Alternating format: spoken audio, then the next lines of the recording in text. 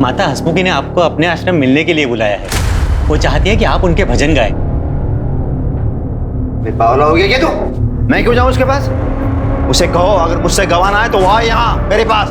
महाराज जी, छोटा मुंह बड़ी बात, लेकिन उनके लाखों श्रद्धालु है, पता नहीं वो यहाँ आएंगे या नहीं। अरे मेरे श्रद्धालु कितने हैं जानता है ना तू? करोड़ों में है। उसे आना है तो आए, नहीं तो जाए किसी भी आलतू फालतू भजन गाय के पास। रुक्मिणी, मेरे फ्रूट्स कहाँ हैं? जब भूख मर जाएगी तब लाओगे क्या? ये फ्रिज से निकाल के रखी थी ताकि आपके गले को ना लगे। क्या है? कैसी प्लेट है ये? पीतल के बर्तन कहाँ है? और ये ऐसे है, ये पूरा का पूरा फल खाऊंगा मैं? काट के देना चाहिए ना? तू खा पाएगी? दिखा मुझे, मुंह खोल काट के दिखा।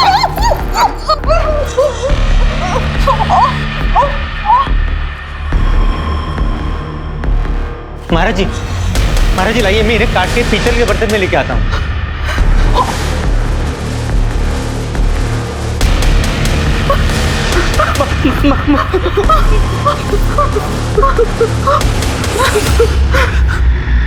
आओ सुनाऊं कथा वेद पुराण की, ये कथा है भक्त और भगवान की। जय हो।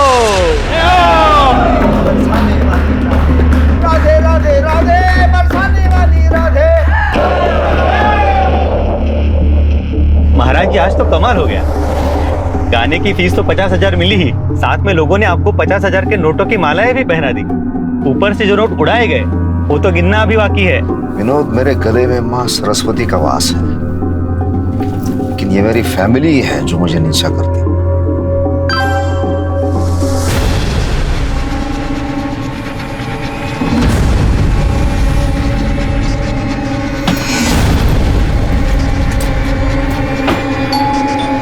तो वेट, मैं देखती हूँ।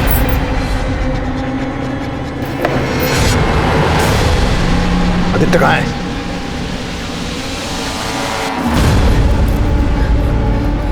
मेरे प्रशंसक ने भेजा है, फैन ने, ये वीडियो। किसी लड़की के साथ पार्क में बैठा किसी लड़ा रहा था, और ऐसे में मेरी क्या इज्जत रह जाएगी? पापा, मैं श्रेया से प्यार करता हूँ। चुप! नहीं, राजीव, महाराज, आज के बाद मुझे ये जरा भी घर से बाहर आता जाता दिखे, इसकी तो हड्डियां तोड़ दूंगा मैं, साथ में तुझे भी मारूंगा। देख, ये प्रेगनेंसी की हालत में बाहर खड़ी क्या कर रही है? तुझे बोला था ना मैंने, तेरे पेट में ईश्वर पल रहा है, तो पैदा होते ही कोई चमत्कार कर सकता है, मुझे पूरा विश्वास। चल तू अंदर जा। जी। जा।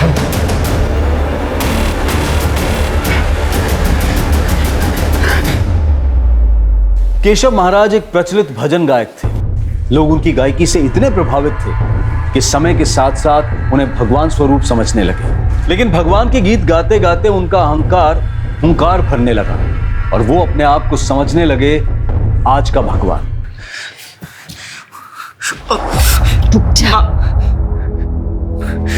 माँ, मैं श्रेया से प्यार करता हूँ और शादी भी करना चाहता हूँ, और अच्छे घर की है, पढ़ी लिखी है, तो आप लोगों को प्रॉब्लम क्या है? माँ, एक बार पापा से बात करके तो देखो, कम से कम आप लोग एक बार मिल तो लो प्लीज। मैं देखती हूँ।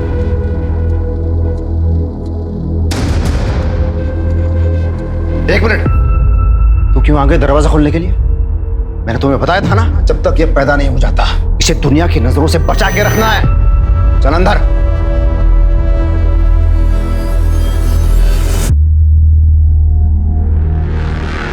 मर गई थी तू? तेरे शर्मा क्यों नहीं है तू? इतने साल हो गए शादी को। चल चल चल मुझे।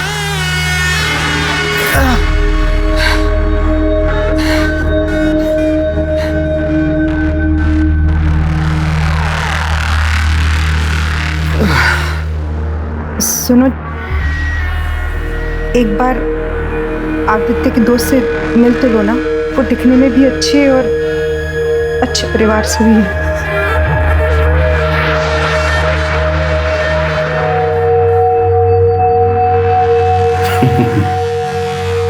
तू भी कम नहीं है, अच्छी तरह जानती है महाराज से कब कैसी और क्या डिमांड करनी चाहिए। कल बुलाओ लड़की को।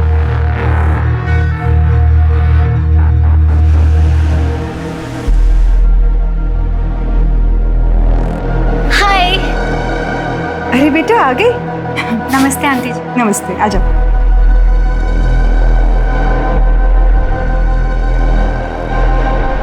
महाराज जी, Shreya. What rubbish? You call him महाराज जी। आदित्य ये दुनिया के लिए महाराज जी है, तुम्हारे लिए तुम्हारे पापा है वो। देखो देखो, ये संस्कार है, तुम नहीं समझ पाओगे। बैठो उधर नीचे। अच्छा, मैंने सुना तुम्हारी उम्र 25 साल की है। तुम्हें पता है ना आदित्य 20 साल का है। लड़की का 5 साल बड़ा होना, इसका मतलब क्या है? उसके उंगलियों के इशारों पर नाचना। हाँ, अगर लड़की की उम्र 5 साल छोटी हो तो शादी कराई जा सकती है। अंकल जी प्लीज बुरा मत मानना, पर आपकी बातों से पता है मुझे क्या लगता है कि आप औरतों की बिल्कुल रिस्पेक्ट नहीं करते हो। जब जब मैं बोलता हूं ना तो सब सुनते हैं। अब दूसरा बात, हमारे घर में शादी से पहले प्रेम संबंध, और वो भी पब्लिकली, कोई नहीं चलता।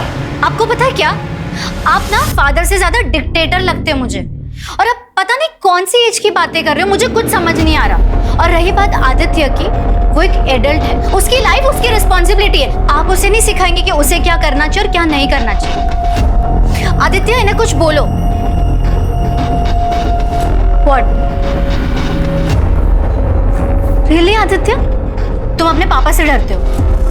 Look आदित्य, मैं एक लिबरल फैमिली से बिलोंग करती हूँ। I can't tolerate this nonsense, okay? हटो।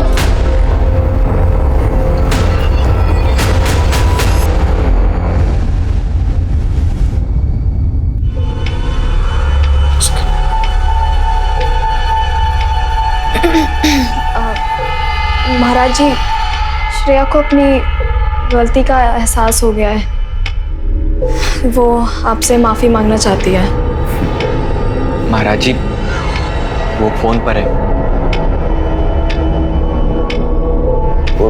महाराज जी मुझसे गलती हो गई, मैं आपसे मिलके माफी मांगना चाहती हूँ। आज शाम को आ जाओ।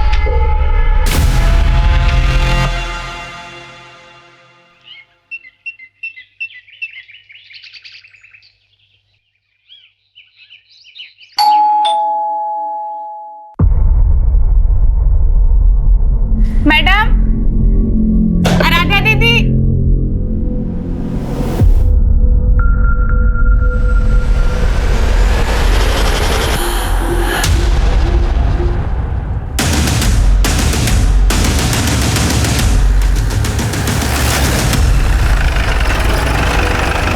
सब मैंने फोन किया था, मैं कब से घंटी बजा रही थी, कोई खोल नहीं रहा था। ये देखो। मिश्रा, दरवाजा खोलो अंदर से। सर। सर।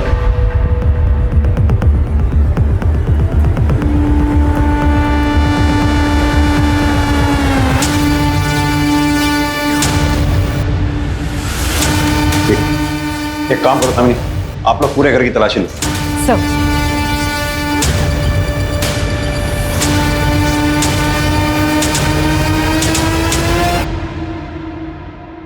सर ये तो भजन सम्राट केशव महाराज है। जानता हूं। पेट पे स्टैब किया गया है, गला काटा गया है, और उस औरत का भी गला काटा गया। ब्रूटल मर्डर से सर। मिश्रा, मुझे लगता है ये औरत इनकी वाइफ, दोनों बॉडीज को पोस्टमार्टम के लिए भिजवाओ। सर।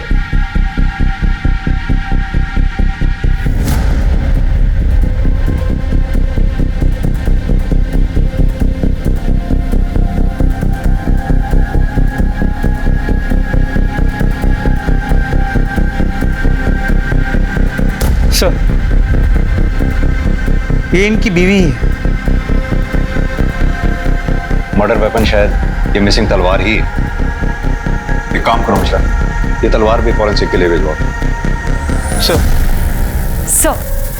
सर अंदर लॉकर खाली है, पूरी ज्वेलरी गायब है सर, और अंदर 2 पैक्ड बैग्स मिले हैं। बैग्स? Yes sir. इधर आओ। जी सर। घर में इन दोनों के अलावा और कौन कौन रहता है? आदित्य भैया और आराध्या दीदी। दोनों भाई बहन हैं। घर से बाहर कुछ जाने वाला था? वो तो मुझे नहीं पता सर, 2 पैक्ड बैग्स मिले हैं अंदर। वो नहीं मालूम। तुम यहाँ रोज काम पे आती हो? जी साहब, सुबह शाम। पिछले 2-3 दिनों में तुमने ऐसा कुछ नोटिस किया कि घर में कोई तनाव भरा माहौल हो या आपस में कोई कहा सुनी हुई हो? नहीं साहब, महाराज जी के सामने कोई कुछ नहीं बोलता। सर यहाँ आइए।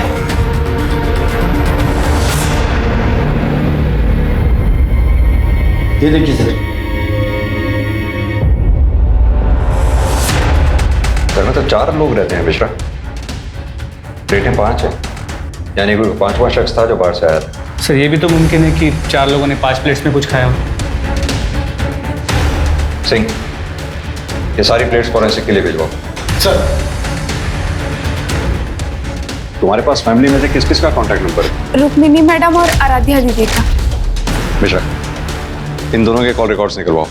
इनके कॉल रिकॉर्ड्स में से बाकी फैमिली मेंबर्स के भी कॉन्टैक्ट मिल जाएंगे। सर इस केशव महाराज का नंबर तो इंटरनेट पे भी अवेलेबल। तुम इनके अलावा इनके किसी रिश्तेदार को भी जानते हो? जी साहब, रुक्मिनी मैडम का एक भाई है सुनील।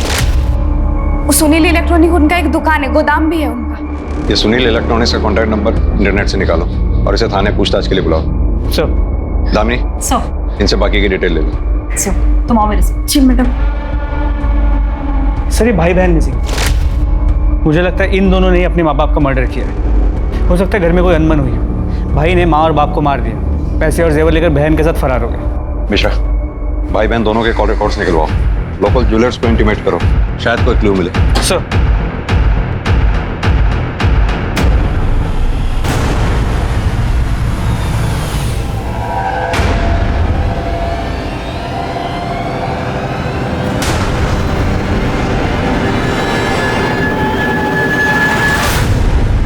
सर केशव महाराज और उसके फैमिली मेंबर्स के फोन नंबर्स मिल गए, लेकिन फिलहाल चारों नंबर्स बंद हैं। उन्हें सर्वेलेंस पे डालो। सर सर केशव महाराज के घर से जांच पड़ताल के लिए बहुत सारे डॉक्यूमेंट्स कलेक्ट किए हैं, उसमें एक नोटरी के पेपर्स मिले।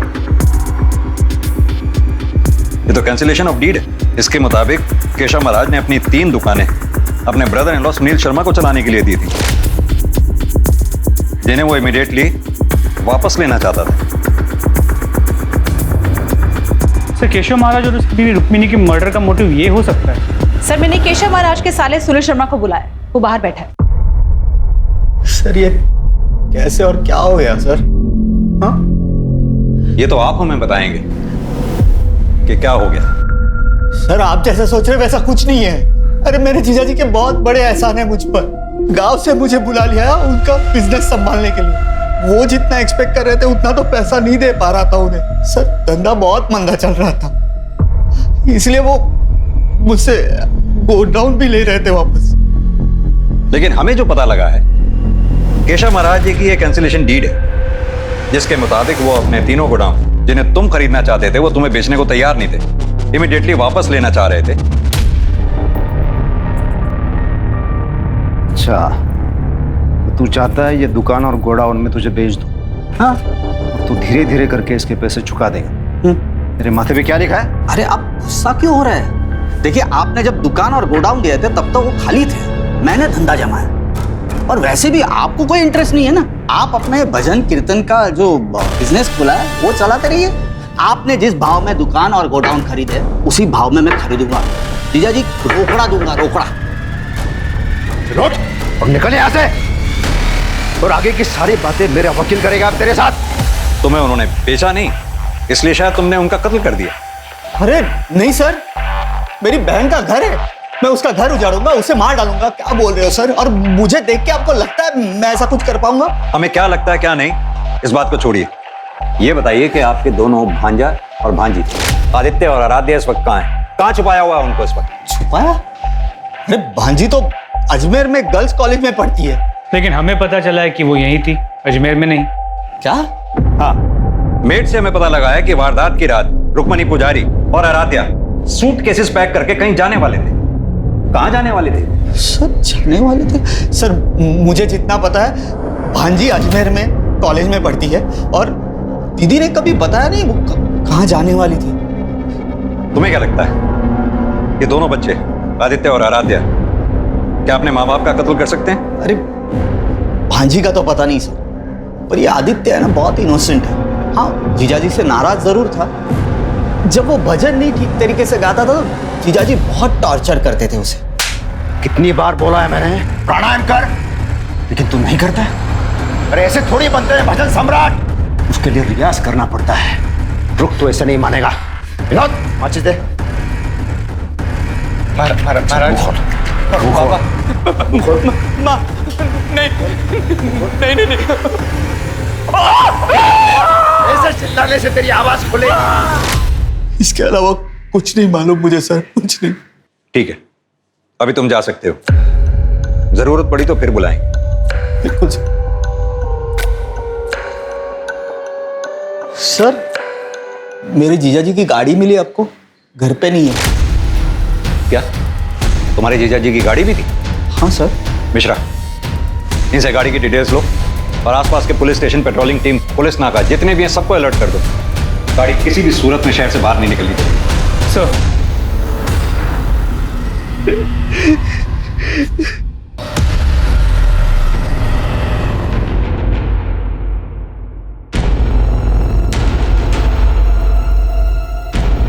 कहां पे तू? हाँ, मिल मुझे। मैंने कहा ना, मिल मुझे। दिल्ली के बाहर निकलना है मुझे, जल्दी मिल। सर, केशव महाराज और रुक्मिणी की पोस्टमार्टम रिपोर्ट।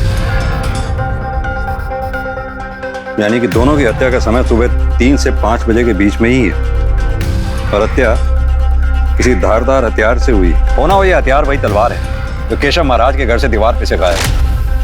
सर, इस रिपोर्ट में एक सरप्राइजिंग बात यह है कि केशव महाराज के खून में काफी ज्यादा मात्रा में शराब पाई गई है। What? यानी कि कातिल को इस बात का आभास था कि केशव महाराज ने उस वक्त शराब पी हुई होगी, और जब उसने महाराज को मारा, इसी आपाधापी में रुक्मणी पुजारी जाग गई, जिसकी वजह से वो भी मारी गई। सर, 100% ये काम उन भाई बहन का ही है कि महाराज अपने बेटे को टॉर्चर करता है। गुस्से में बेटे ने माँ बाप दोनों को मारा। मिश्रा, अगर तुम्हारी बात मैं मान भी लूं तो मुझे ये बात समझ में नहीं आती कि राधा के पास क्या मोटिव हो सकता है इन सबके पीछे।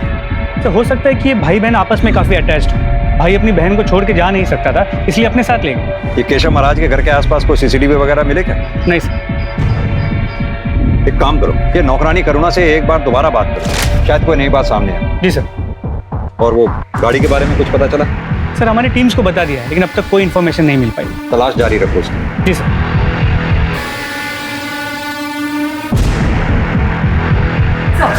सर, ये केशव महाराज, रुक्मिणी, अदिति और आराध्या पुजारी की कॉल रिकॉर्ड्स और फोन रिकॉर्ड्स। ताज्जुब की बात है, इन सभी के मोबाइल फोन सुबह 4:10 के आसपास अपने घर पर ही स्विच ऑफ हुए। सर, सबके कॉल रिकॉर्ड्स क्लीन है। सर, सिर्फ आदित्य पुजारी के कॉल रिकॉर्ड्स में श्रेया खन्ना को काफी बार फोन किया गया और लंबी बातचीत हुई। मैंने फोन ट्राई किया पर फोन स्विच ऑफ।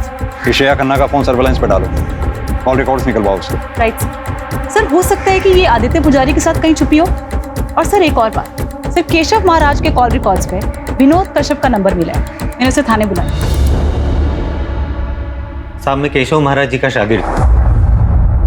साहब, मुझे यकीन ही नहीं हो रहा है कि किसी ने इतनी बेरहमी से महाराज जी को और माता जी को मौत दे दी। विनोद, तुम इतने साल से केशव महाराज जी के साथ थे, जाहिर सी बात है कि तुम्हें पता होगा कि कौन लोग उनके दुश्मन थे या कौन लोग उनसे नाराज थे। अब क्या बताऊं साहब, थे तो वो मेरे गुरु, लेकिन असल में एक बहुत ही गिरे हुए और नीच किस्म के इंसान थे। मतलब? इसी वजह से उन्होंने हर गली नुक्कड़ पर दुश्मन बने हुए थे, और एक बार मैंने भी उनसे नाराज होकर उनका काम छोड़ दिया था। महाराज जी, आपने मुझे 6 महीनों से पैसे नहीं दिए। घर चलाने के लिए पैसों की जरूरत तो पड़ती है ना। अंग्रेजी शराब है, चल एक गिलास लेके आ, तेरे को अंग्रेजी शराब पिला दूं। जा। महाराज जी, आप ये भजन की चुनरी उतारते ही अलग आदमी बन जाते हो। मुझे शराब नहीं चाहिए, पैसे चाहिए। तेरे गुरु से कोई पैसा मांगता है क्या? मैं जो तुझे इतना गाना सिखा रहा हूँ उसका क्या? अलग अलग जगह पे घुमाने ले जाता हूँ, बड़े बड़े होटलों में, 5 स्टार होटलों में, खाना पीना अय्याशी। ये जन्म छोड़ दे, अगले जन्म में भी तू उसके पैसे चुका पाएगा क्या? महाराज जी, मैं शादीशुदा आदमी हूँ, घरवाली के भी खर्चे होते हैं। चल ठीक है, मैं तुझे पैसे दे देता हूँ। तो एक काम कर, आज रात को तेरी घरवाली को मेरे पास छोड़ के चला जा। महाराज जी! अरे तेरे मोबाइल में उस तेरी घरवाली का फोटो होगा ना, दिखा ना मुझे। महाराज जी! साहब, उनकी ये बात मुझसे बर्दाश्त नहीं हुई और मैंने उनका काम छोड़ दिया। फिर एक बार उनका कॉल आया। बेटा विनोद, तू नाराज है क्या मुझसे? बाप और बेटे में कभी मनमुटाव होता है क्या? तुम्हारा बेटा है रे, और जीवन में दो बातें ठान ले। एक, माँ बाप और गुरु का गुस्सा ये आशीर्वाद होता है, और दूसरी बात, गुस्से और नशे में कहे गए शब्द ये जिंदा लाश की तरह होते हैं। उन्हें ऐसे दिल से कभी लगा के नहीं रखना चाहिए। हाँ तो ठीक है, कल से आ जा। साहब मैं 3 सालों से इस लाइन में उनके साथ जुड़ा हुआ था। हम दोनों को एक दूसरे की आदत सी पड़ गई थी, तो सब मुझे भी दूसरा कोई काम आता नहीं था। तो जैसे ही उन्होंने मुझसे माफी मांगी, मैं फिर से उनके साथ जुड़ गया। विनोद, तुम्हारी फोन की लोकेशन के मुताबिक जिस रात केशव महाराज के साथ ये वारदात हुई, उस शाम तुम उनके घर पर गए थे। हाँ साहब, मैं 8 बजे गया और 10 बजे निकल गया। इस दौरान तुमने कुछ भी ऐसा नोटिस किया जो रोज की तरह नॉर्मल नहीं था? साहब उस दिन उनके घर का माहौल कुछ ठीक नहीं था। हाँ विनोद मेरा बेटा, आजा आजा आजा। आ गया तू शैतान को भगवान बनाने वाला। अब रहिए इसी के साथ। वैसे भी हम माँ बेटी घर छोड़कर जा रहे हैं। इस घर में तो कभी इज्जत मिली नहीं हमें, आज तो हद ही कर दिया आपने। आ जाओ। ये विनोद है ना, ये मेरी देखभाल करेगा। माँ, हम भी आपके साथ आ रहे हैं। माताजी लेकिन हुआ क्या है? सुनना चाहते हो अपने गुरु की सच्चाई? तो सुनो। इन्होंने अपने होने वाले बहू श्रेया का बलात्कार किया है। क्या? बड़े भगवान बने फिरते हैं, लेकिन असल में है कलयुग के शैतान।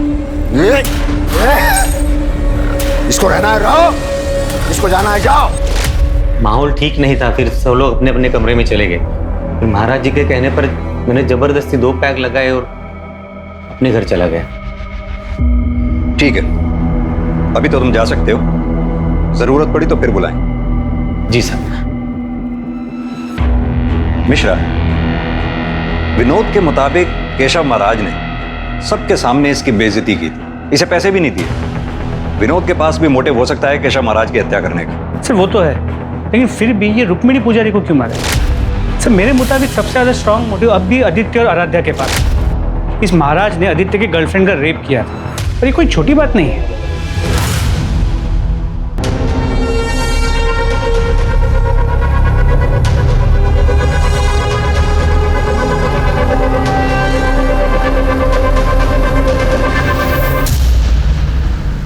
मैडम, श्रेया का फोन ऑन हुआ है। उसका फोन अभी गुरुग्राम से दिल्ली ट्रैवल कर रहा है। ठीक है।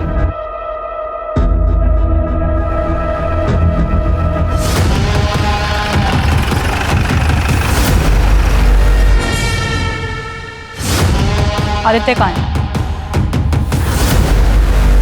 तुम पुलिस के पास भी तो आ सकती थी, इस तरह से छुपने की क्या जरूरत थी? सर मुझे किसी पे विश्वास नहीं था। जब केशव महाराज जैसा आदमी ऐसा कर सकता है, कुछ भी हो सकता है सर। महाराज जी मुझसे गलती हो गई, मैं आपसे मिलके माफी मांगना चाहती हूँ। आज शाम को आ जाओ। ड्रिंक्स? No thanks. यहाँ मेरी गोद में बैठा, आ जाओ। व्हाट? अच्छा यहाँ मेरे पास, यहाँ पे। इसका मतलब आपने मुझे माफ कर दिया? हाँ माफ कर दिया। आदित्य कहाँ है? सर मैंने बोला ना, मुझे नहीं पता। रेप के बाद मैंने उसे कांटेक्ट नहीं किया, और उसी समय मैंने उसका कांटेक्ट भी फोन से डिलीट कर दिया। सर मैंने अपना फोन स्विच ऑफ कर दिया था, मुझे कुछ नहीं पता उसके बारे में। केशव महाराज का अपने ही बेटे की गर्लफ्रेंड और बहू श्रेया खन्ना का रेप एक सनसनीखेज खुलासा था, और यह खबर जल्द ही पुलिस स्टेशन के परिसर से अखबार की सुर्खी बन गई। केशव महाराज, जिसे लोग ईश्वर का सेवक समझकर पूजते थे, अब उसकी छवि पर एक प्रश्न चिन्ह लग चुका था। ऐसे में पुलिस की चुनौतियां कहीं से कम होती नजर नहीं आ रही थी, क्योंकि अपराधी खुलेआम घूम रहा था और हाई प्रोफाइल केस होने की वजह से मीडिया, पब्लिक और सीनियर्स का दबाव बढ़ता जा रहा था। सर प्लेट्स की फोरेंसिक रिपोर्ट आ गई। 4 प्लेट में प्रॉपर रोटी सब्जी खाई गई थी और 1 में फ्रूट्स खाए गए। सर इससे साफ हो जाता है कि घर में सिर्फ घर वाले थे। पहले चारों ने खाना, उसके बाद फ्रूट्स खाए, और फिर आदित्य आराध्या ने अपने माँ बाप का खून किया और फरार हो। मिश्रा, ये भी तो हो सकता है कि वो 5वां शख्स जो हमारी थ्योरी के मुताबिक कातिल है, उस परिवार का जानने वाला हो। इनफैक्ट जिस दिन वो आया था उस दिन मंगलवार भी था। हो सकता है उस 5वें शख्स का व्रत हो उस दिन, परिवार वालों ने उसके लिए फल फ्रूट्स काटे हों, जो उसने खाए भी। क्योंकि आदित्य और आराध्य ये भी हमारे प्राइम सस्पेक्ट्स हैं। हो सकता है उस पांचवें शख्स ने इन दोनों के साथ मिलकर वारदात को अंजाम दिया हो और उसके बाद ये तीनों फिर फरार हो गए। सर हमारे सस्पेक्ट या कांटेक्ट में ऐसी बात कोई सामने नहीं आई जिसके मोबाइल का लोकेशन क्राइम स्पॉट के टाइम ऑफ मर्डर से मैच करता हो। साहब उस दिन मेरे जाने तक किसी ने खाना नहीं खाया था। सब गुमसुम बैठे थे, एक दूसरे से कोई बात भी नहीं कर रहा था। घर की चाबी किस किस के पास रहती है? सभी के पास। बाहर वाले के पास किसी? रुक्मिनी दीदी के भाई सुनील साहब के पास। मैंने एक बार उनको खुद से दरवाजा खोल के अंदर आते देखा था। ये रुक्मिनी मैडम के भाई साहब सुनील के अपने भांजा भांजी के साथ कैसे संबंध थे? महाराज जी तो भैया के साथ बहुत कड़क थे, लेकिन सुनील साहब अपने भांजे से बहुत प्यार करते थे। हाँ साहब, उस दिन एक बात बताना भूल गई थी। आराध्या दीदी पेट से थी। क्या आराध्या की शादी हो चुकी है? वो तो मुझे नहीं मालूम सर। घर पे कोई आता भी नहीं था और ये लोग आराध्या दीदी को किसी के सामने आने भी नहीं देते थे। जब तक ये पैदा नहीं हो जाता, इसे दुनिया की नजरों से बचा के रखना है। चल अंदर। तुमने घर में किसी को ऐसी बात करते सुना कि क्यों आराध्या को वो लोग किसी के सामने नहीं आने देना चाहते थे? नहीं साहब। ठीक है, अभी तुम जा सकती हो। जरूरत पड़ेगी तो फिर बुलाएंगे। जी साहब। सर मुझे लगता है एक बार फिर से हमें सुनील से बात कर लेनी चाहिए। बुलाओ उसे। सर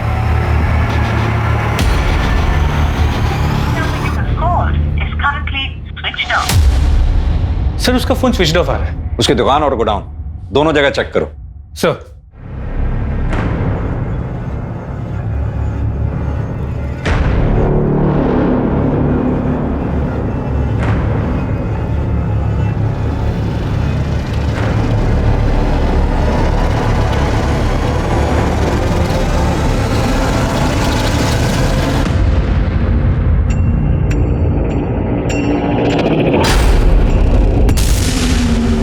ये खाना खा ले। भूख नहीं है मुझे। देख ये तेरे लिए नहीं, इसके लिए। अच्छा।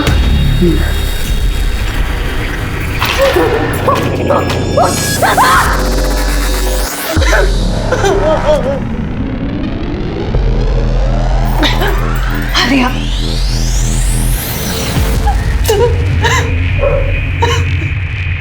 सर सुनील अपने घर पे नहीं है। उसके बिल्डिंग के वॉचमैन ने बताया कि 3-4 दिन पहले वो अपनी गाड़ी लेके कहीं चला गया, वापस लौटा नहीं। सर मैं उसके गोडाउन जा रहा हूँ चेक करने के लिए।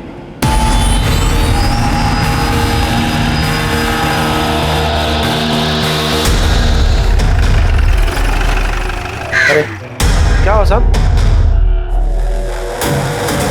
क्या कर रहा था? गाला को लाग लगा रहे थे साहब। क्या काम करता है? हाँ साहब। नाम क्या है? अजिंक्य। मालिक का है? मालूम नहीं साहब। पक्का? चल देखो याद दिलाते हैं। मेरे को नहीं मालूम कुछ। ये याद दिलाने वाला धंधा है। इसके पढ़ते ही अच्छे अच्छों की याददाश्त ठीक हो जाती है। अब सीधी तरह से ये बता कि जब सुनील गाड़ी में भागा तो क्या उसके साथ आदित्य था? नहीं साहब, वो अकेले थे। अकेले थे? तो फिर वो भागा क्यों? मिश्रा जरा याद दिलाओ उसे। एक बात याद आई। वो बोल रहे थे कि केशव महाराज को मारने की सुपारी के बारे में कुछ बात कर रहे थे। साला मेरा जीजा है ना, लोगों से पैसे लूट के अभी महात्मा बना है। मुझे नहीं लगता ये दुकान और गोडाउन वो मुझे देगा, और नहीं देगा ना तो तू गांव पे वापस। ये सब कुछ अपना हो सकता है अगर जीजा टपक जाए, पर जीजी से मैं 2 मिनट में सब कुछ अपने नाम कर लूंगा। मतलब वो मर जाएगा तो मुझे गांव नहीं जाना पड़ेगा? नहीं आएगा तू ना। वो मरेगा कैसे? कल उसकी सुपारी देता हूँ। मुझे इतना ही मालूम है सब, मुझे बाकी कुछ नहीं मालूम सब। सर अजिंक्य की बातों से लगता है कि ये पूरा कांड मामा और भांजे ने मिलकर किया है और आराध्या भी उनके साथ। सर कहीं ऐसा तो नहीं कि इस मर्डर का कनेक्शन आराध्या की प्रेगनेंसी के साथ है? मैंने आस पड़ोस में बातचीत की है सर, किसी को आराध्या के बारे में नहीं मालूम कि वो उसी घर में रहती थी, ना ही उसकी शादी और ना ही उसकी प्रेगनेंसी के बारे में। ये आराध्या, आदित्य और सुनील, इन तीनों को ढूंढने की मुहिम तेज करो। सुनील का फोन सर्विलांस पे डालो, उसकी बैंक स्टेटमेंट निकालो, पता करो क्या कोई मोटी ट्रांजैक्शन किसी सुपारी किलर के साथ हुई है क्या। Right sir.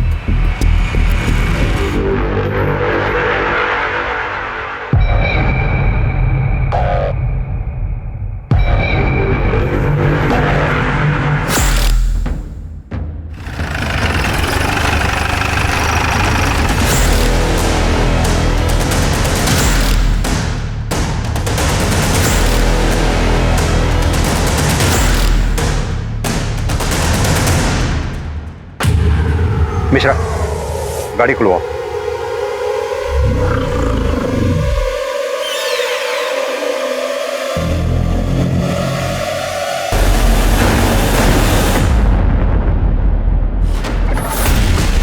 सर जिसे हम कल्प्रिट समझ रहे थे वो तो विक्टिम निकला।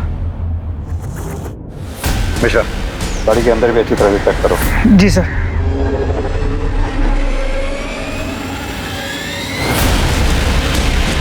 सर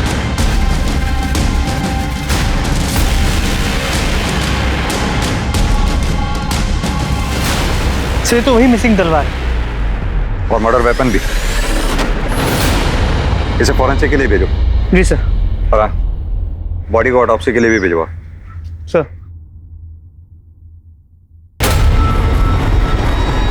मिश्रा, वो आदमी कौन है? बात सुनो। हाँ साहब। तुम यहीं रहते हो? हाँ साहब। ये क्या है? गाड़ी का कवर है ये? तुम्हारे पास कहां से आया?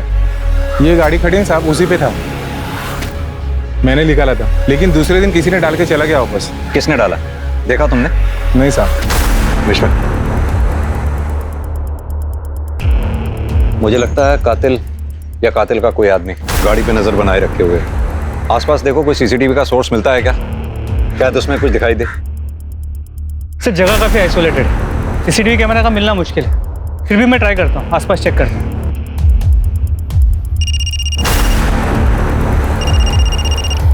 हाँ दामिनी। सर सुनील का पता चल गया, वो कहीं सोनीपत पे छिपा बैठा था। उसने अजिंक्य यादव को कॉल करने के लिए फोन किया, तो टीम ने उसका लोकेशन ट्रेस कर लिया। सर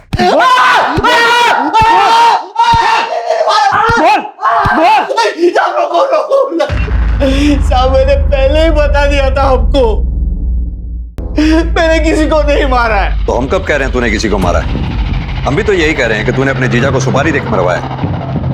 अरे क्या कह रहे हो साहब, किसी को नहीं मरवाया मैंने। किसने बताया आपको? तेरे ही आदमी ने, अजिंक्य ने। अरे वो उसके सामने में नशे की हालत में कुछ पक गया होगा, वही आके आपको बता दिया। तो फिर भागा क्यों था? और क्या करता साहब, आपने फाइल दिखाई, उसमें डीड था, कैंसिलेशन था, तो आपका शक तो कुछ जाने वाला था ना।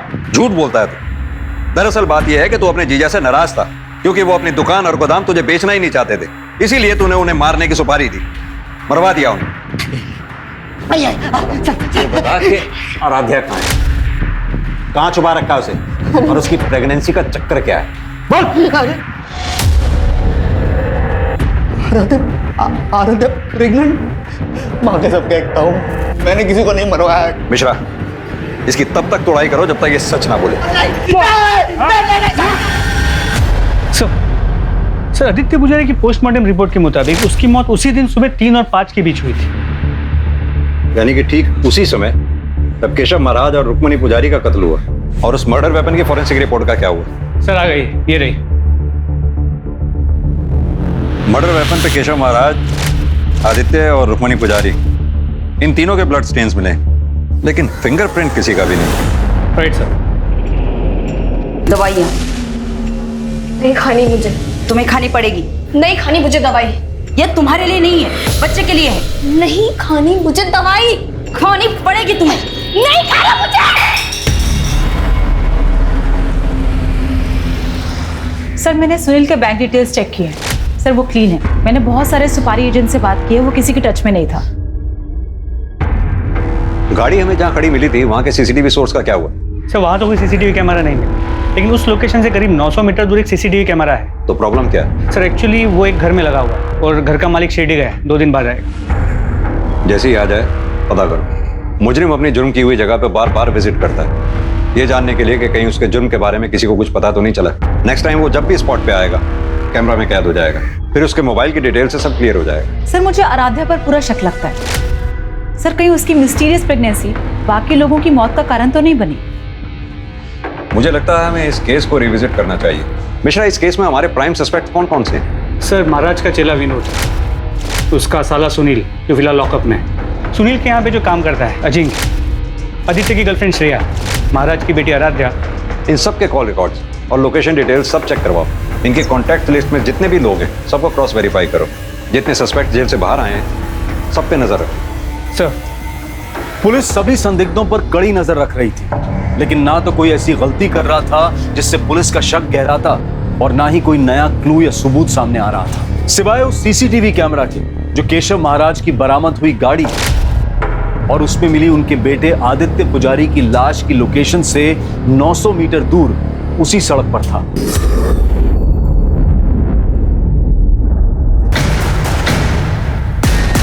ये यहां क्या कर रहा है? मिश्रा, उठा के लाओ। सर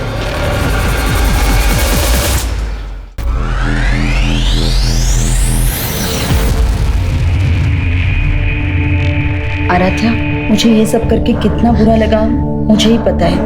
अब जो हुआ सो हुआ, एक नई शुरुआत करो। अपना नहीं, कम से कम बच्चे का तो सोचो।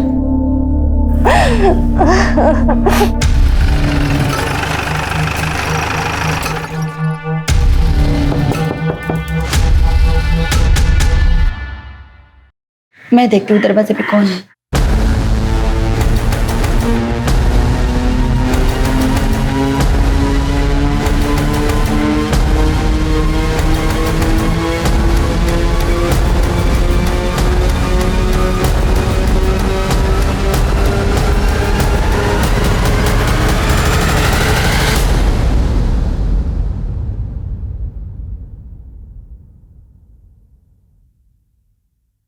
मैंने अपने बाप केशव महाराज को मारा है। क्यों मारा है? वो आदमी राक्षस था, आपसी था, खुद को भगवान बोलता था। अपनी हवस की आग में उसने अपनी बेटी का रेप कर दिया। उस रेप के कारण मैं प्रेग्नेंट हो गई।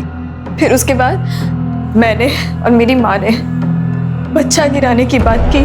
अरे तुम दोनों पागल हो गई हो क्या? किसी ने भी अगर ये बच्चा गिराने की कोशिश की ना तो मैं उसे जान से मार दूंगा। अरे जब आराध्या और आदित्य पैदा हो गए थे तो मैं क्या था? मामूली आदमी, कुछ नहीं था मैं। लेकिन आज आराध्या के पेट में मेरा केशव महाराज का दिव्य अंश पल रहा है। सिंह, मेरा वो तलवार लेके आओ। तब तक तुम ये ग्लव्स पहनो।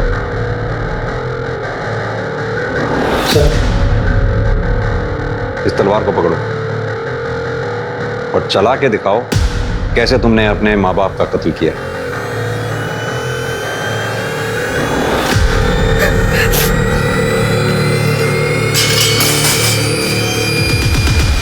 केशव महाराज ने तुम्हारा रेप किया, सच है। केशव महाराज की वजह से तुम प्रेग्नेंट हुई, यह भी सच है। तुमने अपने माँ बाप को मारा, यह सच नहीं है। क्योंकि यह तलवार जो मर्डर वेपन है उसमें तुम्हारे फिंगरप्रिंट्स हैं ही नहीं, उसमें विनोद के फिंगरप्रिंट्स हैं। हाँ तो विनोद, अब तुम बताओ। वैसे भी हमारे पास तुम्हारे खिलाफ बहुत सारे सबूत हैं, जैसे कि तुम केशव महाराज की गाड़ी के पास रोज चक्कर लगाते थे। उनके घर से चुराए हुए पैसे तुमने अपने बैंक में मसलन कैश में जमा कराए थे। अब तुम बताओगे कि या आगे की कहानी भी मैं ही बताऊं?